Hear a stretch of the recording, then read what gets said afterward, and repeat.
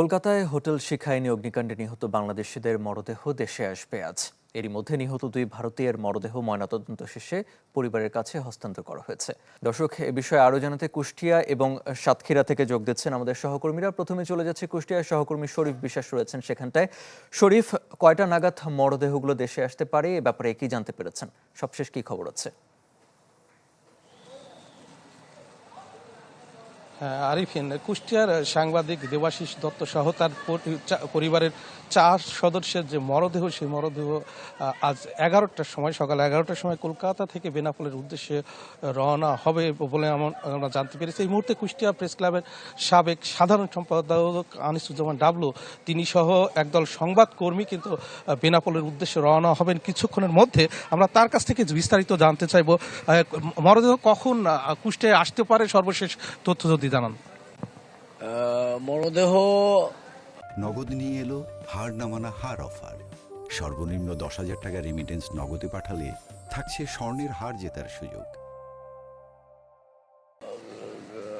4:30 থেকে 5টার মধ্যে কুষ্টিয়াতে পৌঁছাবে।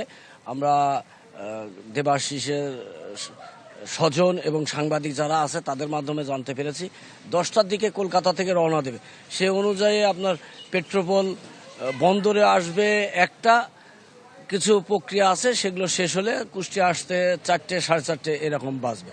তো দীর্ঘ প্রতীক্ষার যে প্রহর সাংবাদিক এবং স্বজনদের, সেটা আজকে শেষ হবে এবং 4 জন কুষ্টিয়ার সাংবাদিক দেবাশিস দত্ত সহ তার পরিবারের যে 4 জন সদস্য অগ্নিদগ্ধে নিহত হয়েছেন, তাদের মরদেহ আজকে ফিরবেন। আমরা গত রাত্রে 12টা পর্যন্ত জানতে পেরেছি যে ইতিমধ্যে সকল কাগজপত্র প্রক্রিয়া সম্পন্ন হয়েছে। শুধুমাত্র আজকে পাসপোর্টের ফটোকপিটি জমা দিলে পারে তার লাশ স্বজনদের কাছে হস্তান্তর করবে। ধন্যবাদ। কুষ্টিয়া প্রেস ক্লাবের সাবেক সাধারণ সম্পাদক এবং দেবাশিস দত্তের দীর্ঘদিনের সহকর্মী আনিসুজ্জামান ডাবলু জানাচ্ছিলেন আসলে লাশ কখন আসবে, মরদেহ কখন আসবে সেটি জানাচ্ছিলেন, এবং তিনি কিছুক্ষণের মধ্যে বেনাপোলের উদ্দেশ্যে রওনা হবেন। বেনাপোল থেকে তারা মরদেহ রিসিভ করবেন এবং কুষ্টিয়ার উদ্দেশ্যে রওনা হবেন বলে জানাচ্ছিলেন। আরএফএন, এই ছিল কুষ্টিয়ার দেবাশিস। ধন্যবাদ আপনাকে। সহকর্মী আমিনা বিলকিস ময়না রয়েছেন সাতক্ষীরায়। ময়না, নিহত রেবতী সরকারের সৎকার কলকাতায় করার কথা রয়েছে। নিহতের পরিবারের সাথে কথা বলে বর্তমান অবস্থা সম্পর্কে কি জানতে পেরেছেন? আরেফিন, দাঁড়িয়ে আছি ভোমরা স্থল বন্দরে। আসলে এখানে যে বাংলাদেশি যে 9 জন আগুনে পুড়ে মারা গিয়েছে কলকাতায়, এটি আসলে আপনি জানেন যে 19 জুন আনুমানিক রাত 3টার দিকে এই অগ্নিকাণ্ডের ঘটনা ঘটে এবং এখানে তারা অগ্নিকাণ্ডের ঘটনায় মারা যাওয়ার পর এবার 2টি লাশ সাতক্ষীরায় আসার কথা ছিল, কিন্তু যেহেতু পরিবারের থেকে রেবতী সরকারের লাশটি কলকাতায় সৎকারের কথা বলা হয়েছে এবং অন্য যে লাশ আলিমুজ্জামান সাজুর মরদেহ সাতক্ষীরায় আসবে এবং এই সাতক্ষীরায় আসার জন্য ভোমরা স্থল বন্দর দিয়ে 19 আগস্ট মারা গিয়েছিল।